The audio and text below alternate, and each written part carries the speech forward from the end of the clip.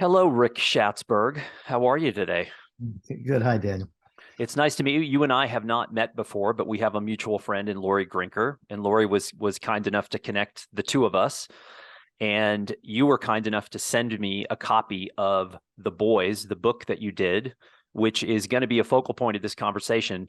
And I want to say something briefly about it now, but then I want to go back to baby Rick as a photographer, where you came from, where you live, all of those things. But I don't really have, just for the so the audience knows in general, I don't really have a book quite like this on my bookshelf. It's a really different kind of story and kind of photography book. For me, it's a story-driven book that is about family, location, loss, preservation, and it's kind of an astounding tale. Is that an accurate take on what this is? Well, I probably would never describe it as an astounding tale. Obviously, I'm in the middle of it all, so I'm trying to be subjective and objective at the same time. So I'm engrossed in this story, but I don't know how astounding it is. For me, it is. And we'll get to this in a minute. But before we get to this book, which is pretty fantastic, and I want to talk about the materials, I want to talk about Powerhouse, the design, how the book itself came together. But you are a fresh canvas to me. I don't know about your history, and I don't know about where you grew up. And so, tell us a little bit about who you are, where you came from. Okay. Well, I grew up on Long Island, which is what is in the book, and you see that. But I left um, pretty young and never returned. I mean, I left my parents' home at 17. I went off to college a year early. I skipped my senior year of high school, and after that, was in college and then in New York City for a long time. Um, I really thought when I was sort of an adolescent and then young adult that I would be a musician. And I sort of transitioned at one point when I was about 18 or so from sort of being a singer-songwriter, playing in rock groups and that sort of thing, to jazz. I had also Love uh, jazz. I had played in school bands and orchestras, the French horn on the side, um, and I found an opportunity to play with in sort of the free jazz, avant-garde jazz world at the time, and connected with Cecil Taylor's orchestra, jazz orchestra, where he taught and had led a large ensemble. It was pretty wild, actually, and that sort of started a whole new education in music. And when I moved back to New York City, this was in the late 70s, the jazz loft scene Oh yeah. was really thriving. I mean, down the street from some of those places was CBGB's. I had no interest in that. I was really completely involved in the jazz loft scene. There was some other interesting music going on in Lower Manhattan, where sort of an art rock scene was kind of interesting to me, Yeah. but I was pretty much focused And when on you say jazz loft, are you talking about the Gene Smith building, that jazz loft area? No, I'm talking about actually the central place was a place called Studio Rivby, which was a loft on Bond Street that belonged to the great saxophone player Sam Rivers. Okay. And he started, I mean, he played there, but he started hosting concert regular sessions there every week. And so it was a who's who. You could hear Albert Eiler and Jimmy Lyon. It was just a long list of people there. It was a really interesting scene. And I lived in a loft at that point on Chamber Street, and it became a pretty popular meeting place for people who I had met in Cecil Taylor's orchestra, but then all the others, who gravitated towards that scene. So it's funny. The guy I interviewed yesterday, a friend of mine, he went to elementary school with Charlie Mingus's cousin. And Uh-huh. so he has a deep photographic relationship with jazz. And then I just got a link. I was on someone's podcast, Visual Revolutionary Podcast, and I was linking out to it this morning. And on the person, Rick Stovall, who runs Revolutionary Podcast, I noticed on his homepage was a stack, sort of on the photograph on the homepage off to the side was a stack of music, and I could see Kind of Blue on there. And so it's amazing how many jazz references I've had in the last 24 hours. But what derailed you from music to photography? Well, a lot is in between, to tell you the truth. But I sort of came to a conclusion when I was in my late 20s that if I played music all my waking hours, I wouldn't really ever be I wouldn't ever really have the chops to play in that world. And it was sort of too late for me to turn back and go back to the singer-songwriter pop music thing. I was already, by that point, I was too much of a snob or lost my interest in that, or at least in playing that. I mean, I listened to all sorts of things, but so I really just gave up music in terms of playing it. Since then, I've never stopped listening all the time, constantly, sort of expanding my knowledge of different forms of music. But at that point, I'd always been working a side job to make a living, and then that became more important. Suddenly I had all this time. Instead of practicing 6-8 hours a day, I had time to just sort of apply myself to work. I was in book publishing for a while in New York City, which was fun, but not particularly financially rewarding considering the amount of time I was putting into it. I was doing production, production manager, and stumbled into a startup in the early 80s, 1984 really, that had nothing to do with anything I had experience with before. And it was a company that I came in as the junior guy. Eventually it grew to be a Fortune 50 company. Wow. And I stayed with it for about 17, 18 years and left really as the head of sales and marketing. And, wow. Sort of working. So I ended up having a business career unplanned completely. I mean, never went to business school, and it was all in intuition. So it was a good startup story. We were eventually bought out by a giant pharmaceutical company. I mean, that's a whole different discussion. But I retired from that kind of early, and I got involved with photography, and it quickly became a compulsion. I was self-taught for a while, and then started taking classes at ICP in New York City. Yeah. I noticed Phil Block mentioned in the back of your book. Yeah, Phil became a friend. Actually, after I graduated ICP, we became friends. And it was recommended when I eventually did a full-time program at ICP, but before that, it was recommended that I check out a intensive program at Columbia led by Thomas Roma, and I did that, and that was a very important experience for me. I mean, there's a lot said about Tom Roma, a lot of it not friendly. I felt was one of the best teachers I've ever had in any subject, not just photography. And what do you think from the self-taught era to the formal education, academic side of going to a place like Columbia or ICP, or eventually you got an MFA from Hartford, correct? Yeah, what did the academic side do for you? Did it have anything to do with photographic technique, or was it more about understanding the industry, understanding what it's like to be an artist, how to place your work? What did you learn from that? What was the big takeaway? I'd say the most important thing I learned was how narrow my view of photography was. I was very much sort of rooted in a mid-20th century aesthetic. I just thought that was what the epitome of photography was. And it was kind of mind-blowing, I have to say, and humbling to realize that I had no idea of the various practices that had been going on throughout the history of photography, but especially in the contemporary world, of how complicated and interesting it was. So having to learning to see all over again was the most important thing. I will say that at ICP, I did the full-time program there was a little like my BFA in photography. So they have a bunch of requirements in addition to electives, including working in the black and white darkroom, the color darkroom, photo history class, all that stuff. And I really loved it. So the more I learned about the technical side and putting digital photography aside, because that's kind of what I started with in a sense. I worked my way backwards to medium format film and then eventually large format film.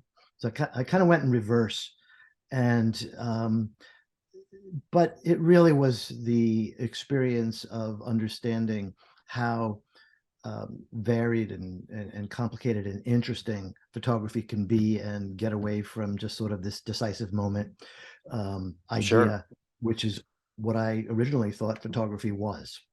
And I'm similar. I went to photojournalism school, which was filled with all kinds of rules and regulations. And I didn't discover that there was a department of photography in the art department until I was a junior. And then I met this like band of gypsies from the photo department in the art school. And I was like, what are you guys up to? And they were doing just crazy stuff. And I was like, wait, that sort of breaks all the rules that I learned in photojournalism school. So I get that. I think for me, photo school was about learning how to have my work critiqued in front of other people, taking criticism, how to speak about my work, how to speak about other people's work. I think there's a, I'm going to post this film on YouTube, and I think the YouTube audience, a lot of the bulk of the YouTube audience grew up online in YouTube. They haven't had the luxury or the privilege really to go to a place like photography school.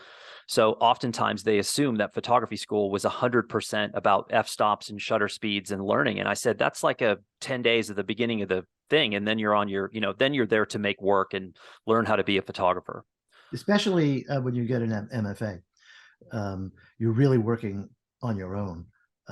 There's no required classes, or very little, of that.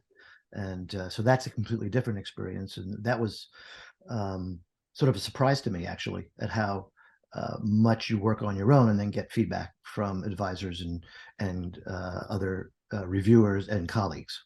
It's probably purposely not only logistically necessary for that to happen, but it's also probably purposely done because as a photographer, as you know, when you're out, you're often alone and you're left to your own devices. And there's a lot, you have to wear a lot of different hats. And so I've heard similar sentiment from other people who've done MFA where they're like, wow, I'm kind of on an island here. It's up to me to produce this work. And it's probably a good thing because they know once you get out into the field, you're going to be in that same exact situation, whether you want to be or not. So, Yeah. And how was the program at Hartford? What was that like? That was humbling. It was very humbling. Well, first of all, I think I went in with some wrong expectations. Okay. Yeah, I think I was maybe looking for more of a mentor relationship, and that's not really at all what the pedagogy of an MFA program is about. I would also say that it's hard to speak generally or for other people, but I have the sense that at my age, and I went in my 60s, it's hard. It's hard because this idea of that being torn down and being built back up, which is what people always say about this. I think it's hard for two reasons. One is you kind of see that and it's a little bit of a game, and I found that hard to accept. And second of all, just being old and a little stodgy, it's hard to be torn down. I've had many successes and many failures in my life up until then, more than most of my colleagues. And I do count the failures there. So you become a little impatient with that process of tearing down and building up. So that was a difficult experience. Although in the end, I think I came out learning a lot, and it was a valuable experience. The particular program at Hartford is brilliantly designed. It's a slow residency program, but it's very carefully thought out by Robert Lyons, who created it. And I don't know if we have time to go through all the details of how that program is designed, but I have to say it's a very sort of interesting program, the way it runs for about 2.25 years. So you took your lumps, but overall it was definitely a learning experience. And you said a couple of key words here. Number one is mentor, which I want to talk a little bit more about, but you also used the word game. And I often refer to the MFA world, the actual photo art world. Oftentimes I'll use that same word as a game. And I think people assume that I'm using that in a bad way. I don't necessarily mean it in a bad way. I just mean that it is a game. And when you talk to people who are high functioning individuals in that world, they will often speak of it in that way as well, where they're playing a role, they're playing into the fickleness of what that industry can be. And they know that they have to sort of get in the flow of the river or they're never going to make it in that field. So I like the fact that you use that term. Who came out of was there a mentor individual or more than one that came out during the MFA time? Well, I'd say the two most important people for me there was one of the sort of regular guest reviewers. I don't know if guest is the word they would use for that, and that was Alec Soth. And Okay. Alec was, I think, the most receptive to what I was trying to do with my work the second year. The second year is when you start working on your thesis project, which is always a book. It's not only a book, you do exhibition prints, Okay. but there's always a photo book involved. And everybody liked the idea of what I was going to do with the boys. I mean, when I wrote it up as a Yep. thesis proposal, but a lot of people had when I say a lot of people, I mean both the full-time instructors as well as my colleagues had very specific ideas about what they thought it should look like. It should be black and white. It should be, like it was interesting how much I sort of ran into that. And Alec was much more encouraging and open, I felt, than some others. The other person that I thought of as being extremely helpful was my advisor in the second year. You have an advisor for year one and then a different advisor year two. And his name is Michael Varenwald. And Okay. he is an extremely capable photographer in his own right. He's really good.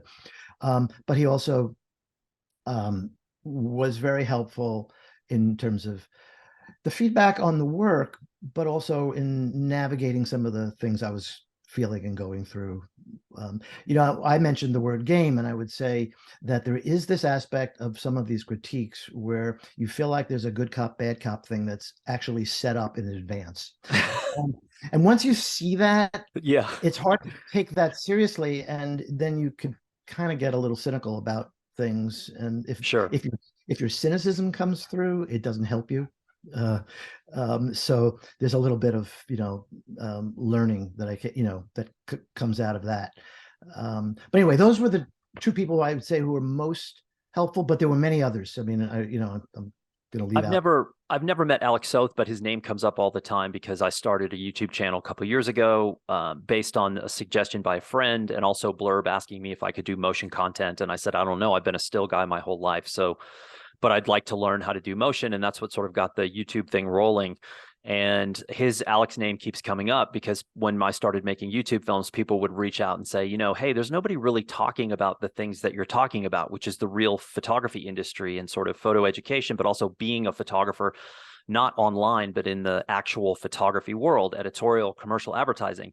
And in my head, I was like, that can't be possible. YouTube's been around forever. There has to be a lot more people talking about this. But one of the names that comes up all the time is people are like, man, have you seen Alex Soth's channel on YouTube? Because it's legitimate information. So I was excited to see him do that. I think a lot of folks at his level would probably hesitate before doing that because it's in some way like this pedestrian thing because you're on YouTube, but he's providing education that nobody else on YouTube is providing. And I find that really exciting. And I also love the fact of the ecosystem that he's built around Little Brown Mushroom. And he to me is an example of what happens when you put a really creative, driven guy in a garage in Minnesota.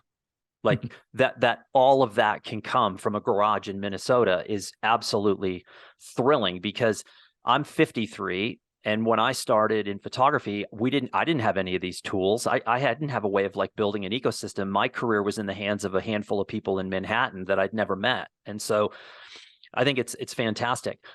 So if you could take one thing from your music life and your startup life that was very successful, what one thing from those two things helped you the most during your time in the MFA program?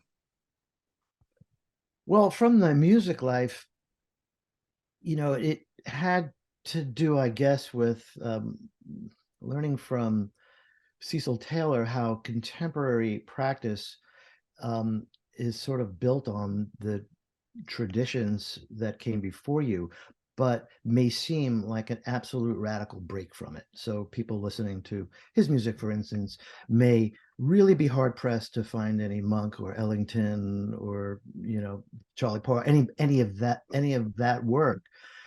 in his, but there's a way of synthesizing, and I don't mean where you hear a little classical and you hear a little, you hear it all blended together, but just where it comes together within, an individual. I really got to see and feel that firsthand there, and it never really left me in terms of understanding when I listened to different kinds of music. And so I started thinking about that as I was getting more into photography, that there's got to be some parallels there. In terms of the startup world and business, just the idea of initiative and really learning to make peace with this whole imposter syndrome idea, because I lived in that imposter syndrome my whole way in the business world. I was always somehow managing to volunteer to take on something else that I had no experience with, no additional pay until after I sort of somehow proved that I was accomplishing something, and did that for a number of years, and it paid off. So the little internal mantra that I had developed for myself back then was trust your instincts. And the trust your instinct thing is a bit of a challenge when you go to, say, art school, when you go and get an MFA, because there you're going to not just do what your instincts tell you. You're going there to literally be challenged to do something different. Yep. I found that the hardest thing to reconcile about art school, because you get 10 different opinions on the same work. And then, really contradictory. It could be contradictory by the same person from session to session. And you're trying to decide, should I trust my instincts? But then if you do that too much, you could be seen as being defensive. So balancing all of that was tough. But in the end, you do have to come out and trust your instincts. Otherwise, you'll be paralyzed. You won't. If you listen to all those voices too much, you have to listen to some degree. That's why you're there. But if you listen too much, you're going to try to make work that pleases your art school. That's right. And that's not what you want to do. You want to do something that is an expression of yourself, whatever that might mean. I love what you said about the music, because I think in the modern photography world, especially with younger photographers, especially in the online sense, there's this hesitation to ever give credit to anyone else, because it seems like that would detract from the person who's putting their work out. Instead of saying, man, I saw Niagara by Alex Soth that really impacted me. That's not the kind of photography that I do, but man, I learned a lot from that book, and crediting someone like that towards a project that I'm working on. And there's a real hesitancy to do that. But I think your analogy with music is spot on. And I think with photography, I think all of us are derivative of the people that have come before, and we're all influenced by varieties of different people. But there's a huge difference between influence and copycat. And so when I graduated from photo school, I got my internship at a paper, and I had a horrible portfolio, but somebody looked at the portfolio and said, wow, this reminds me of Antonin Krutakvil. And I panicked, because at the University of Texas in the stacks at the Harry Ransom Center, they had old copies of Press Photographer magazine. And I had found a story on Antonin Krutakvil, and I thought it was fascinating, and I loved his work. And in my head, I thought, oh my God, am I copying Antonin Krutakvil? And it wasn't like a positive experience for me. It was a panic experience. So I love that. And I also love the fact that, that you took so much from the business side of things. I want to transition a little bit to the books, because we're going to talk about the boys, but you did a book prior to this, a self-published book called 22 North, which I loved the brief look that I took at that book. Tell us about this story, because I love the fact that it's a story with boundaries. It's about a road that runs, north-south, and I love stories that have edges and borders that you can see. Tell us about how that you came up with that project, and how did the book come to be? All right, just to work backwards a little, the book in a sense was an accident, and I'll tell you why in a minute. But I was about to start at Columbia, and I wanted to go in there with a project that I had a feeling we were going to be doing a project, and I started thinking about what that might be. And at the time, my wife and I were visiting our son in Burlington, Vermont a lot, and we were driving from New York to Burlington, and we try to find interesting ways to go, and we found one of the most interesting ways was this road, Route 22, which started in the Bronx. And as it turned out, I didn't know this until I started looking into it more deeply, ends in Canada. And, but we would take it all the way through to a point in upstate New York where you then veer off east towards Vermont, and then you would take 22A, and then that would lead you to northern Vermont. And it seemed like such an interesting road because there was a lot of history there, old dilapidated mill towns and farms, but not just that. You know, it wasn't just like a ruin porn thing. There was also vibrant life, and nobody that I talked to seemed to realize that it went from the Bronx to Canada. I mean, even people who live right there or commuted on that road every day to work. So I got the idea that starting with those trips to Burlington, I could do a lot of work, but then I would do some road trips, which I love doing that. And that became a project that I did at Columbia. We had a little show, and I did, I showed work from there. But then I went from Columbia to the full-time program at ICP, and I kept it going. Okay. And so when I took, a class with this guy, Joshua Lutz, on landscape, I focused on Mount Vernon, which was a small city near me in New York, and not a place I had spent time on the Route 22 project earlier. So I kept finding ways to augment that work. And the most interesting to me was was working in the North Country, especially in the dead of winter. It's really isolated, brutal, difficult. Yeah, brutal. It's really, really brutal. And I really liked doing that work. Now, when the ICP program was winding down, when there was going to be graduation, they have a career day, and they bring in all sorts of people to review your portfolio. And it was suggested to me that one good way of putting your work out, aside from your actual portfolio, is to put a photo book together. And so I sort of did it for that. And I didn't think that it was going to end the project. I thought it was just sort of here's work in progress. And I made a blurb book. Okay. And I had a friend. It's not a highly designed book in any way, but I did have a friend who's a designer, not a book designer, but a professional designer, work with me just to get fonts right, and also, smart, just the small things. Yeah. And I did that. The good thing is that it really was interesting for me to sequence the work, which I sort of did on my own, and to think about how a sequence could work in that, and what it would look like altogether. The negative was that once that was done, I didn't feel I had a hard time going back and continuing the work, which I had planned to do. It just felt like, well, this isn't, I don't know, am I going to do another book? So I let the project wind down from there. And was that your first real sizable project? Yeah, I had never done. And from start to finish, what timeline are we talking about? 18 months, 2 years? I guess it was between 18 months and 2 years. Yeah. Yeah. And were you shooting the field camera at that time, or was it something else? No, I was using a Sony Digicam. Yeah, the what do you call it? The 7R. Okay. Yeah. And then the latter part of the project, I was bringing film cameras with me because I was learning to use those. And in fact, I really spent some time with my 4x5 in the North Country, minus 20 degrees, where you'd keep your car running, and in between photographs, you'd get in your car to warm up. I didn't use those in the book, but it was a great process. Sure.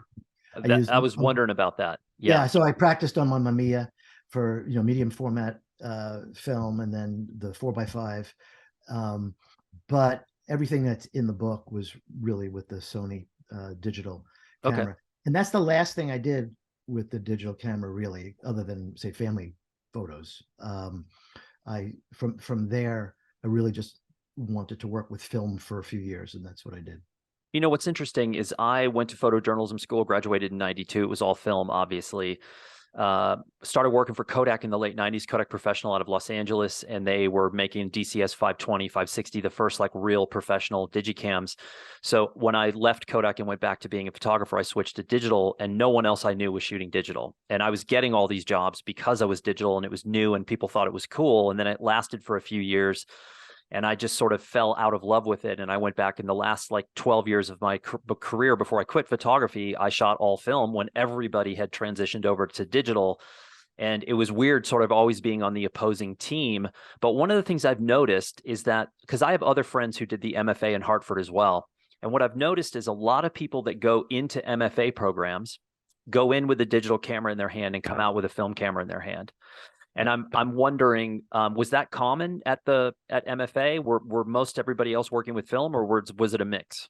It was a mix. And I would say that to some degree, it was a practical decision for people. So I was one of the people who really took that program as my full-time job, and that there was no time for anything else. But there are other people who were trying to work, at another job while they're doing it. Now, sure. The requirements in terms of how much work you turned in were pretty serious. I mean, you had to turn in to your advisor about 18 to 25 photos every 2 weeks, and every 2 weeks you'd have a one-on-one crit. It would be on Zoom, well, pre-Zoom. Yeah. And so you really had a lot of work to do. So turning in that amount of work, so to have 20 photos that I felt good about, it took a lot more. That's hard. If you're doing it with film, which is what I did, means I had to get it. I was doing color, so I had to get it processed and then work on the film, which there was a lot to scan it, work on Spotting. Spotting was the bane of my existence. Yeah. Well, you didn't have to spot to the degree for those things as you would for making a print for the wall, but you did have a lot of work to do. So that was incredibly time consuming, and I could totally understand why some of my colleagues would say, oh, yeah. I can't do that. So they would maybe do digital. So it was a mix. I do think there was a sort of, I wouldn't say pressure, but, this orientation towards black and white. There is a certain look that you tend to see from Hartford. It's not demanded of anybody, but I think you often just emerges. Yeah, emerges. You yield to the what's the most appreciated form. And I had to sort of defend, when it came to doing the boys, the use of color. Because I don't know, I feel like maybe because I was filming older people, we think, oh, black and white. But I'm glad you went with color. I really am, because some of it is very monotone color, which I think is so much a part of the sense of place of that book, which is, I just did a super slick transition right there. Don't know if you noticed that, but we just transitioned to the book, because there's a lot of things I want to discuss about this. The first thing I want to remind my audience about is that doing something like this is not Rick as an individual. This is a team of people that are involved in putting this together. So this was printed by Powerhouse, but in the back, you acknowledge a long list of people, including people like Phil and Alec and a range of other people.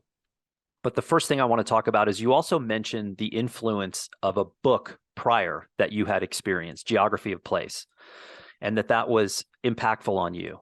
How did that play a role in this? Well, that Geography of Nowhere is actually the name Geography of Nowhere, sorry. And well, that's a brilliant book. Actually, it just so happens that a photography teacher of mine, Darren Mickey, from who runs the creative practices program at ICP, had us read that in his class, Geography of Nowhere. And I really loved it because it described the suburban experience in a very negative way, or the development of the suburban experience. And since I grew up in the 50s in what I describe as automobile suburbs, I'm not saying it was the first suburb, but it definitely was a model for what now is a very common type of suburb. They're just communities that are really sorted. They're automobiles. Suburbs. Post-war, automobile dependent sprawl. And they're sorted by race, religion, ethnicity. They're Yep. And there's no local economy in many of them. these were bedroom communities, and Yep. so it's an odd place in a way. And when you grow up knowing nothing else at first, you're just in this place that you think is what it is, but then as you have a more of an awareness of the world, and we were right outside New York City, and Yeah. growing up in an interesting turbulent time in the 60s, and so you start to become aware of how odd that type of built environment is. And Yes. I found when I read The Geography of Nowhere, it's so perfectly expressed my own learning curve about the place that I came from. So, and at the same time, and we'll talk about this, but these long-standing deep friendships were formed there. So it's Yeah. not like Give us. I don't feel like damning the whole experience, but there are interesting people everywhere, and in our case, There are. And I think, when I looked at the book the first time, first of all, the whole suburbia post-war, post-World War II developments of suburbs in places like Southern California, built for the land of the automobile. Now you see them on the I-10, 80 miles west of the city of Phoenix. You have these communities with no public transit. They're poorly built houses. It's just these, automobile dependent sprawl, which drives me crazy because I'm a big cyclist, and one of my subservient goals in life is to get more people on bikes in America. But it's hard because we've built so much structure, like exactly like what you're talking about. But give us a background on the story. What is The Boys about, and how long of a time frame are we talking about from the time period that's covered in the book? Give us a real explanation here. Yeah. Well, these are guys, there were 14, now there's 10 of us, who have been friends from our earliest childhood. And then different sort of groups within what I'm referring to as the boys may have been closer, and we all kind of came together to form one large group in, say, junior high school. But I know some of these guys from before nursery school, and Wow. and then others who I didn't know until just a few years later. They were friends with others in this group from that time. So it goes back as far as you can go back, really, with other people. It's sort of like with siblings. And so that's where it starts. It ends, when I made the book we were all in our mid 60s. So the friendships have lasted that long, and we've gone through a lot of changes, and people have moved. We don't have physical proximity for the most part to one another, but even before text messaging and various other ways that we now use to stay in touch, we managed to stay in touch. Occasional visits on holidays when people were coming home to visit their parents, or various reasons. There was always a way to get together. And tell us, what's the story that you're telling? And by the way, this is not a book of you saying, look how brilliant I am as a photographer. This is a book that's about really a story-driven book. And I think that there's a huge differentiation between artist-driven book, story-driven. I think a lot of photographers get into photography with dreams of an artist-driven book, which is a book you throw down and say, look how brilliant I am as a photographer. But that's not what you're doing here. You're basically saying, I've got a story to tell, and here it is. I'm amazed by the content itself, and who had the prints, the negatives, all of the ephemera that you needed to make this book. Who had all that stuff? So I went through to get the snapshots, the photos from the the 70s and 80s. I went through the photo albums that several friends had, and the pictures were taken by everyone. I mean, us, but also girlfriends and friends of friends, and for the most part. And I sort of enjoy this. The authorship's not known, and obviously it stands in contrast to the contemporary portraits, which are just the opposite. I'm using a large format camera. It couldn't be more self-consciously constructing a picture. So that combination, seemed appealing to me. And the fact that the snapshots are so, showing lively people, young, that they're awesome. They're awesome. Yeah, it's just, a slice of that time and place. Although it's interesting, a lot of people who say grew up in Europe or other places sort of relate to those snapshots too, because it really is an expression of a time, not just this little suburb in Long Island. And Yeah. I found that interesting. I mean, you don't really know how people will relate to your work personally in that sense, but I found many Europeans, who were, say, teachers of mine or other people who have seen the book, will talk about feeling nostalgic for what I've shown, even though they come from a different place or a different time even. Oh yeah, I mean, I have a brother who's 6 years older. The first thing I thought of when I looked at the book was this was my brother's friends. But we grew up in Indiana, Wyoming, Texas. We were way more transient. And my brother had that and still has a group of friends that very much like you, they met in probably middle school, end of middle school, beginning of high school. They're all still friends. They all still live in the same area. Whereas me, I came along 6 years later. I didn't have that. I didn't have a band of brothers, friends from the time I was a kid. I was much more transient and I've moved all over the place in my adult life. Yeah. So I looked at it with a sense of like, longing. Like I didn't have that, but Indiana had their version of the Long Island crew and Texas had their version. They don't look quite the same, they don't dress quite the same, but it's the same thing. But the fact that you guys are all still friends and together is a pretty remarkable thing in my mind, because I do think I spent 25 years in Los Angeles, and to meet an Angelino was a rare occurrence. And to meet an Angelino that had a band of friends like that were all still in Los Angeles I don't think that ever happened to me. So one of the aspects I love most about it is it gives me this feel of where you grew up, that gives me a sense of feeling that I've never had towards that place because I don't have any connection to it. Right. Well, the book's really about loss and mortality, and it's basically looking at that through the lens of friendship. And I couldn't find other examples in art photography, at least, of photo books about long-term friendships. You could find them about aging, about the body, about all, every other subject imaginable, but there was really very little that dealt with that. And so it seemed like the logical or natural thing to do. Plus, this all got kicked off, this project, because two of my friends died suddenly within a 9-month period, one of an overdose and the other of a heart attack. And so I approached the remaining 12 at the time and said, why don't we make portraits of each other? And I hadn't even thought about this as being a book or a project or anything like that. And everybody was open to the idea, which was interesting to me because it's not a group of people who necessarily, are narcissistic in that way. Sure. But everybody liked the idea, and it became the process of doing those portraits was a sort of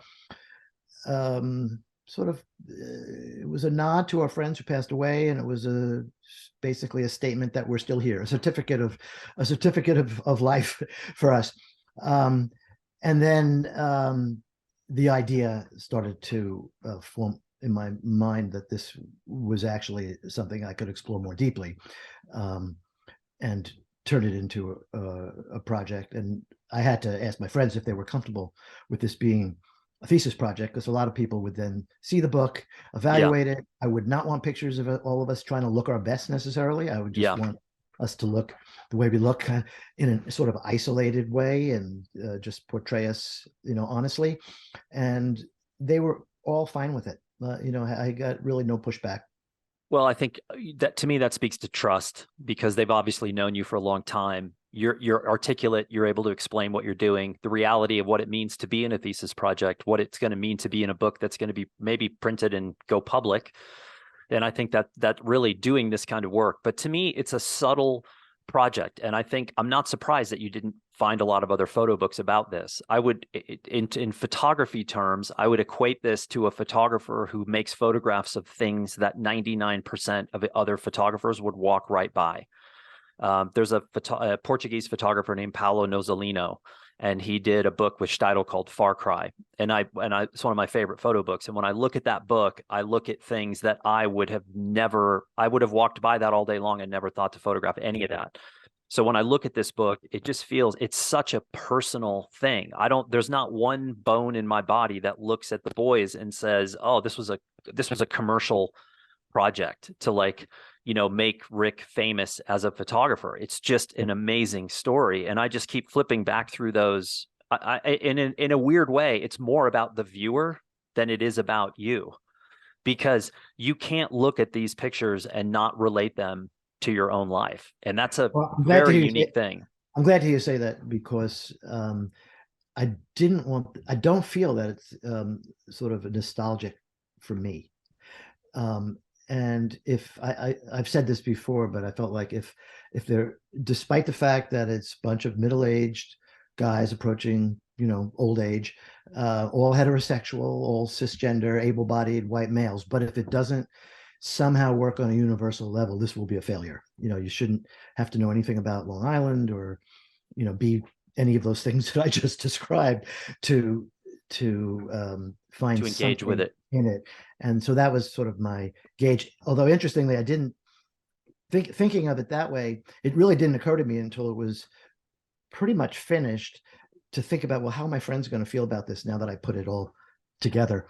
And I got a little nervous when I sent them PDFs. This is long before it was printed, and fortunately, they all, were very much approving of the output.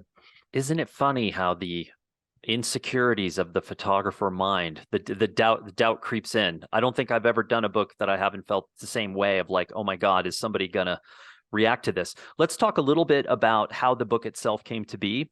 And also the materials. And one of the things I love about this, which would drive some people crazy, I can tell you right now, is the fact that the deboss on the cover is, for me to read it, I held it up to the window as I'm doing right now and looked across it to really get a clean vision of the title. And I tell people this all the time. This is just my personal opinion, but I think we're in an age where Doug Rushkoff was the one who said attention is the currency being traded. And we're all vying for attention, and attention spans are getting shorter. And to physically make me do something with the book like that, to get a clear view of what the title is by holding it up, to me is incredibly effective, because it's forcing me to provide undivided attention to the book itself. And I love that about the design. Printed by Powerhouse. How did that come? How did the Powerhouse relationship start? How did you find the designer? Who chose the materials? Tell us a little history of the logistics of the book. Sure. Powerhouse came in late in the game, so I came to them with a fully designed book, and I'll get to how that Okay. happened. But I would say there's two people I want to give a lot of credit to. It's funny, we talk about how it's a solo experience sometimes being a photographer. It is not a solo experience making a book, unless you're one of those. No. There are people who do all their own design and do a lot of work, and I really admire them. Most of us aren't like that. In fact, most photographers want help editing and sequencing their work as well. And so all of that, it involves a level of collaboration that I thought once I left the business world, I don't have to deal with anymore. But it's really important. I started to realize as I was making the work, taking the pictures, getting some feedback on them at Harvard, that I wanted to include some text, which some of the instructors there didn't like the idea. And then I wanted to include the snapshots, which some of the instructors didn't like the idea. I heard like, oh, it's already been done, Fortunately, my advisor, who I mentioned earlier, Michael Varenwald, agreed with me. He was watching me evolve and go through the process. And so the people that became very important were the designer and then the woman who became the text editor, because there's a lot of text in the book. The designer, I was thinking about, was looking at all my photo books and, spending time in the ICP photo library, looking at books. And, I realized that not everybody can pull off a project where they're mixing images, text, old photos with contemporary photos, and the tradition of that. I mean, there is a tradition of that, but I liked the Dutch photo book tradition specifically. And there was a librarian at ICP who introduced me to Sib, who's the designer. I knew some of his work, but I didn't know him personally, and he introduced us. and we hit it off. Sib is a little younger than me, but some of these same thoughts about getting older crossed his mind. And so he was attracted to the project. I was a little concerned about working with somebody at such a distance. He's in The Hague in the Netherlands. Turned out to not be an issue at all. I would send him emails with comments and various things. The next morning I would always have it back. We did some phone calls, but really most of it was done on emails. We met a couple of times in person. And many of the things you see were really his idea. So for instance, the gatefolds, which are central to the design of the book, where the older version of the man is hidden. And you have to go through the physical process of opening up. That was his idea. And the way he works is he gathers all the material and says, let me just do my thing, and then you react. He had a lot of other design elements in there that little by little we pared back. I didn't want it to be too designerish. But the gatefolds was something that, again, I was sort of discouraged about gatefolds because they get abused and it seems a little bit gimmicky maybe, but here I thought it worked. So I even trusted Sib to help me with the sequencing and also to make the edit on the snapshot. So I scanned a couple of hundred photos, and I felt that somebody else who's not as close to the subject might be better suited to say which of the old snapshots that work the best. And we had I made some changes to all that, but for the most part I think I went with a lot of what he did. And then the other person I mentioned, who I think was pretty central in this collaboration, was the text editor, because I didn't quite know what direction I wanted my writing to go in. And I am a serious reader, but I've never written anything like this. I mean, I do like to write, but I've never written anything like this. And I think most writers, in fact, really all writers, do better with an editor. Sure. All professional writers have editors. I think a lot of photographers who want to do some text in their books don't realize that. They understand that it might be good to have somebody help edit the photos. Absolutely. They don't realize that all good writers have editors. And you get into arguments with your editors. You don't always agree. But understanding where the voice you're using might be changing somehow and you don't mean it to, or just there are things that an editor will see about your writing that you don't, and that was hugely helpful for me. I went to a lecture once. A female author had done, she'd sort of been abused by the classic, agents and models, and they're saying, oh, you're a female writer, and you can't do a period piece, you can't do a war piece, you can't do a war piece with a female lead, all these things. And she's like, well, that's what I want to do. And she talked about sending the first manuscript to her editor, and she said it came back and a third of the book was gone, including the entire first chapter. And she said it made me realize I'm not as good as I thought I was, and really took it as like, wow, that's what the editor's role is. So I totally agree with you. And I think that I work with the two designers I work the most with are in Sydney, and I live in Santa Fe. So, the distance really these days is not much of an issue, but understanding that you as the artist putting the book together may or may not be best served by wearing all those hats. I do a lot of self-published books, and one of the things that I just harp on people about is just because you're doing a self-published book doesn't mean you do everything by yourself. I'm not a page designer. I'm not a copy editor. I need help on those outside things. So it's really smart. So we just have a couple of minutes left because my blurb life is about to take over my day again. This was printed through Powerhouse. Where can people find this book if they want to buy it? Well, it's the easiest place is Amazon, however we feel about Amazon. Okay. They discount the books typically, not as much as they originally did, but they, any bookstore can order it. I don't think unless you go to a photo bookshop, it's not the kind of thing that most bookshops inventory. So they can get it from me as well, but I think it's probably. And where do they find you? So my website is rickschatzberg.com. There's an email address on there. I don't have a web store. So there's Okay, my that's email fine. address is there, and people can contact me, for any reason. And Powerhouse has bookshops, so if somebody's in the Brooklyn, lives around Brooklyn in that area, they have those books there as well. And just very briefly, what are you working on now? Um, I am doing more landscape photography, and also of my grandson, who's 3 years old, and he lived with me and my wife for the first year and a half of the pandemic. Wow. And we were basically my daughter and son-in-law were there, but they were working full time, so we were his caretakers. And I had a chance to observe him all day, every day, in a way that I never probably observed my own children growing up.